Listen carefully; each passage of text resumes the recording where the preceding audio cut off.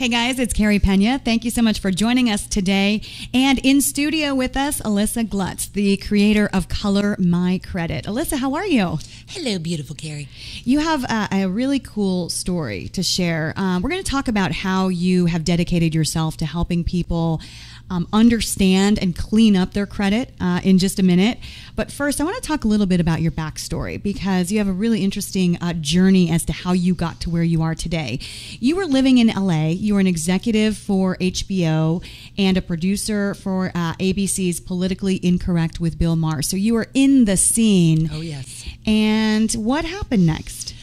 Wow. So I graduated from Arizona State University in '99. I worked at the Tempe Improv during college. I knew I loved stand-up comedy. I didn't want to be a stand-up comedy, but I knew how to laugh. So I was like, I could maybe find a job that would pay me to laugh. So off to LA with my wishes and dreams, and it just things just open up as they usually do when you're on this right path. So, anyways, I started working for the guy who booked the chain of the Improvs. He wanted to start a management company. You just start building kind of this comedy circle of network, and I moved over to HBO to help with the U.S. Comedy Arts Festival, and then over to Politically Incorrect, and I was kind of a comedy expert at that time. You built up a really impressive resume at a young age. Were you kind of fearless when you went to LA? Yeah, my mom always taught me, like, go find a job that, go do everything so you can figure out what it is you don't want to do. Yeah, I like that. And I always looked at work as, what do I want to go do? I want to go work at Wet Seal or something like that, where I was like, you're going to pay me too? So I always kind of had that in the back of my head. By the way, Wet Seal, yes. I waited for a year, like, can I put my application in now? But so every job I had, I worked at Channel 8, I always kind of went after that job that I was like, people do that? I want to try that, So that's always kind of been the drive. But at that time, I was dating someone who I'd met here, and he wanted to come back to Arizona and be close to family, get married, start family, have kids, and I was like, let's go for the white picket fence and go back and go back to Arizona and start that. I didn't know what I was going to do here. Did people think you were crazy when you left LA, seeing as that you had so much going on there? My mother was crying. She's like, my house in Malibu is done. I'm not going to the Oscars ever, But no, it was not exactly the welcoming. Some friends were excited for me to come back. They're like, oh, darn it.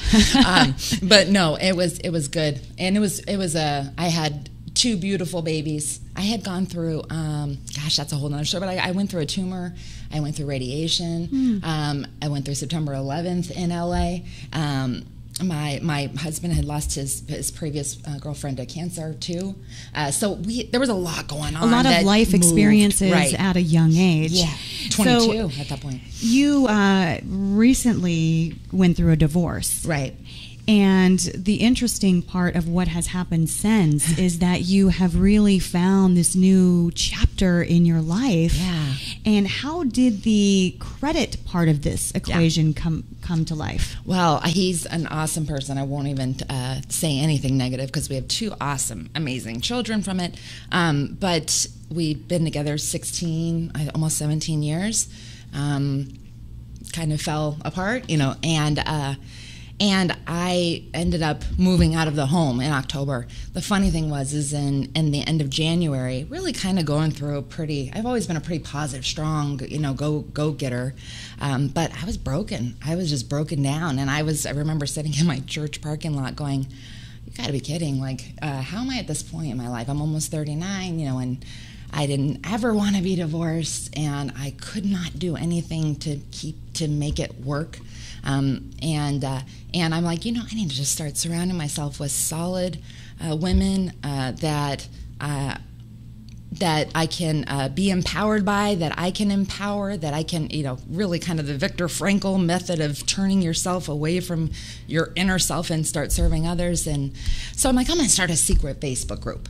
And I'll just, on the whim, I'm like, I'll just call it Claxy Women Club, and it'll just be women that are sophisticated and professional business women who are empowered, that want to empower others, that want to collaborate, they want to create, they want to do some inspiring things together. So did you, let me stop you there for a Yeah. second. Did you sort of have that moment where you realized that you needed to stop yourself from falling into a negative space? Yeah. And you kind of put the brakes on. I needed to grow more. Yeah, I was like going, okay, it's getting stale. So I moved out, and here I'm at, and what's this next step? And knowing that there's got to be some other women that are going through this, that have been through this. And so started this little secret group, and I'm like, no one's going to find us. The men can't find us, you know. And if you know someone who, I wasn't even thinking about it when I wrote the little opening intro, but it wasn't an angry divorce group. It was a positive. Jerry Maguire, you know. But I'm like, I'll just start it with 100 women. They can add women that they think are of that caliber that they, you know, and we'll see what happens. And so I did that, and within a couple months there's about 2,600 women right now in there. What has this done for you over the last 6 months? There are so many times when you think about doing something from a selfless place of helping others and empowering others, and how, you know, the old saying of just like, you just can't help but that light getting on you. You know, I was really trying to find my way through a lot of darkness. I use color, you know, for understanding credit reports and kind of breaking down this credit report. But I kept kind of floating into this Wizard of Oz, you know, place through it all of her being in this black and white world, and the house going up, you know, and I'm being a mortgage banker for 14 years. I kind of related to the whole house and the housing crisis and everything. And then the house stops and lands, and she opens the door and walks out, and it's just it's Technicolor, it's color. Oh, that's beautiful. And I just thought, and Glenda, you know, the Good Witch says, you know, you knew this all along. You just needed to learn this for yourself, you know. And that's been such a motivator for me. Like, you don't need to go, people can start over. They don't need to go pay all this money for credit repair and all these other ways that people have taught them that's what you do. It's much more simple than you think. Well, that's what I want to ask you about right now is, so as you were repairing your life, and putting the pieces back together and figuring out what's next, which a lot of people have to go through. Any type of major change like that, a divorce, a death, anything that's starting over. Or we're talking about the housing industry, you know, people who so many people tragically lost their homes. Oh, yeah. And you literally had to start all over. Oh, yeah. So you were rebuilding at the same time you came up with this idea for Color My Credit.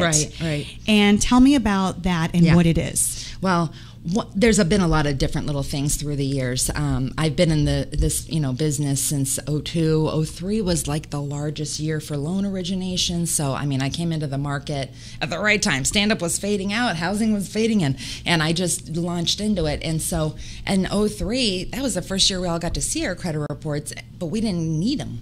If we had a pulse, we were going to get a house. And so we just moved forward going, on credit education for another day because I don't need it. Right. Then the housing housing crisis happened, and right around that 2007 time frame is when the banks, when the insurance companies, when everybody started going, how can we make a little money off this ignorance going on in the country? If they don't know how to get their score up to 760 and they don't put 20% down on a house, then they're going to get a little worse rate. And then everybody started jumping in on that. Where if your credit score, is in the 620s right now, you're paying 3 times as much as somebody who just had a DUI on your insurance. And so there were all these little secret ways that started kind of coming out of going, this is how we can monetize, make some money off this. So that was bothering you.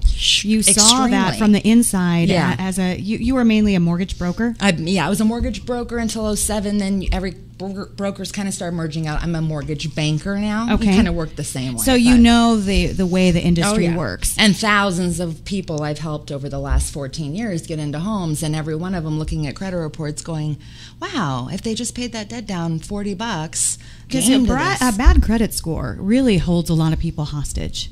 People, the one thing I love about it, I'm a big proponent, I'm a big fighter for the underdog.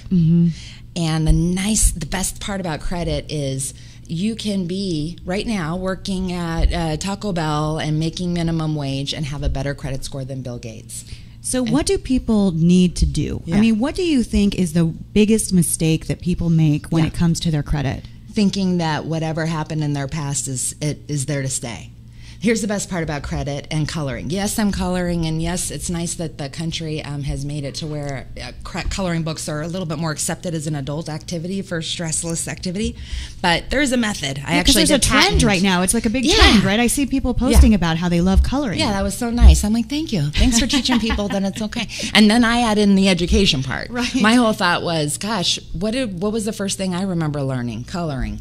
And it was kind of being really young, 5, 6 years old. I remember thinking, where did we go? Like, I graduated 20 years ago, and when I left high school, there were no programs, nothing to say, this is how you build a financial legacy. This is how you need to know about budgeting and credit and taxes and all this paper documents that are going to be So now you do a lot of teaching and lecturing and helping and advocacy. So what specifically does Color My Credit do? Okay. If I sign on with you, what do I learn and how does it work? First of all, it's free. It's getting them prepared for whatever goal it is they want, but here's the coloring part. Your credit report is overwhelming and complicated, and it's 7 to 10 years of content. Sometimes people walk in, they have a 140-page credit report, and I'm like, wow. And it's not bad. That's just the way it is because it's 7 to 10 years of information. Your credit score, what people don't realize, that credit score is based on the last 24 months of reported information. So looking through your credit report and identifying what dates it was opened, what was the last activity on the account, and when that creditor last reported this information to the 3 credit bureaus, you can black out 80% of the credit report. With a black crayon, you can go, this doesn't matter, this doesn't matter. And that's what I'm getting them down to is it ends up taking a 140-page credit report. We're down to 2 pages, 6 accounts that have reported in the last 24 months, and I color those accounts based on what they need to do. So if the credit card balance is showing more than 20% of what the limit is, their score could be affected by 100 points. So I color it red. Hey, alert, get that credit card paid down, or call them and find out what day of the month they report your balance so you can pay before it. That's the biggest problem. Number one thing I can give you, and I hope you hear this from me because this is the most important thing. Here's your thing. Go home and get your credit card statement out and look at the balance, and then look at this little thing called the statement closing date. Okay? The balance that comes to you in the mail, that's the amount they've reported to the credit bureau. So people think it's the amount they pay. Well, I pay my credit card off in full every month. We don't care. It's about how much you owe that day. Okay, so when the credit card statement comes, you take that balance, divided by whatever the limit is. It's a $1,000 limit. And the balance says $800. You're going to pay it off in full. Who cares? Because they reported an $800 balance on a $1,000 limit. And if it's more than 20% of that limit, which we know it is, that's 80% of the limit, your score is 100 points lower. I don't care if you've never made a late payment in your life. If you don't know this trick, you could be not getting credit for paying this off in full every month. So they move their payment up one week to right before the end of the closing date, and they make their payment then, and that's the amount they report. Well, you really don't hear anyone talking about that. Nobody knows that. And so what about people think a 30-day late payment is not that big of a deal, and you say it's a huge deal. It just ruined somebody who was going to buy $1 million home, a doctor. He got a 30-day late on a GMAC truck. Right? 30-day late, dropped his score 140 points. When you want to buy a house, a jumbo, anything over $417,000, you got to have 680, 700 credit score. So you paying your bills on time every month. You get 30-day late, 140-point drop in your credit. With him, I got on the phone with the creditor, and he called and said, I've never been late in my life. Can I get a goodwill removal of this 30-day late? They did it. They gave him a letter saying it was going to be deleted. I turned it in for a rescore with my bank, and 3 days later, 140 points increase in the credit score, and it saves them almost $800 a month in the payment. What is it like for you finding this new place in your life at the same time empowering people to find financial freedom? Well, with the Claxi Club that we did, and with all consumers. I don't just speak with women. I want to start a movement. I mean, I'm very passionate about the fact, like, let's take back our money, okay? Back then, we didn't need to know this information, but you can learn this for free. Don't go pay a credit repair company. Talk to me first. I'll tell you whether or not you need to go, take it on to another level. But I'd say 80 to 90% of the people that come to me, they're ready to go, or they're within 3 days of ready to go. Because it's been almost 7 years now since the height of the foreclosures in this country. So right now, there's only a quarter of the people that are eligible to buy again. The foreclosures time frame is past, the bankruptcy time, they're eligible to buy again, and they're not. 3/4 of the people that lost their home are not back in the market, and the reason why is because they don't think they can. It's a credit thing. Is it a good move financially to buy a home if you can afford it? Absolutely. I in my opinion, I don't know. My grandparents are 80, 90 years old, and that's a long lifespan, they said, except for a few years in here. It's been the best, real estate's been the best investment they've ever made. And I've read, we just have a few minutes left, but I've read some of what you have on your site. And just for people who are watching and listening, what's your site so they can check you out? It's just colormycredit.com, or you can, connect with me on Facebook. Yeah.